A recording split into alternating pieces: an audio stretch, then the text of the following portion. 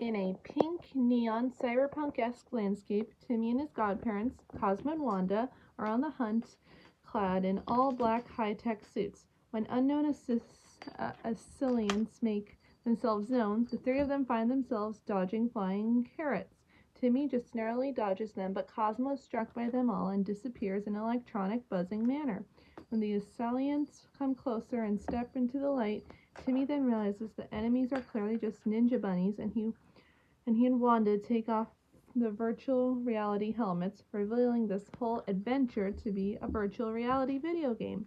He's upset at Cosmo and Wanda for such a babyishly oriented game, and Vicky comes up to check on him. When she sees that there is seemingly nothing wrong or suspicious, she tells him to keep it down since she's trying to watch her shows before she leaves.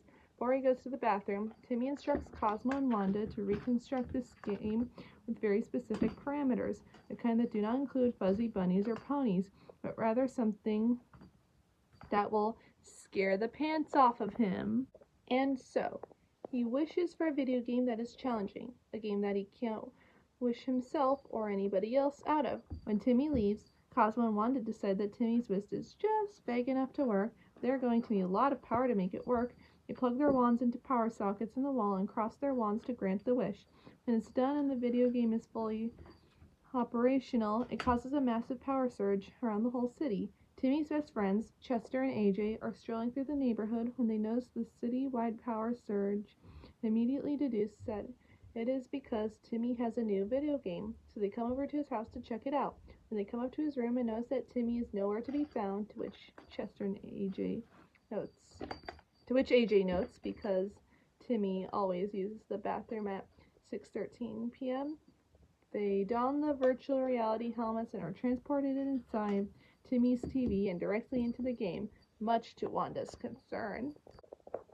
Timmy comes back wondering about the power surge and sees that his friends are playing the new video game. After they insult him while they are in the game for his normal standard for video games, consisting of the abundantness of fuzzy bunnies, the previous version of this very game, he goes to hit the reset button, but Wanda stops him and warns him that if the game is deactivated anyway, they're in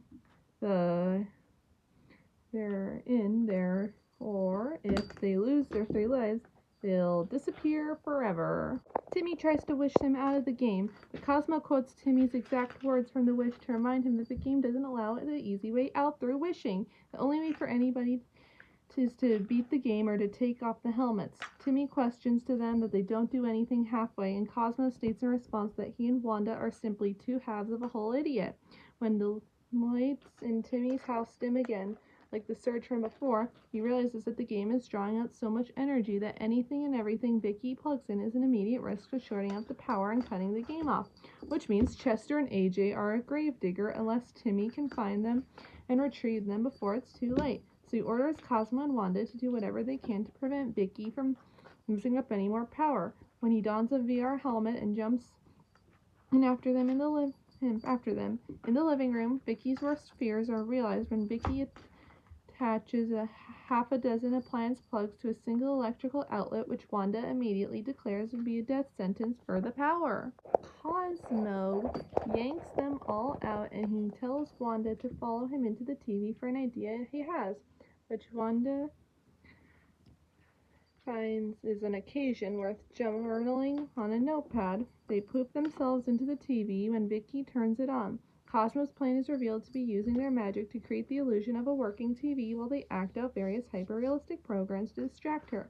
The first of which is I Love Wanda, a parody of I Love Lucy, featuring Cosmo saying the famous phrase, "Wanda, you got some explaining to do." And then the next weather news show, which Cosmo mistakes weather with feather.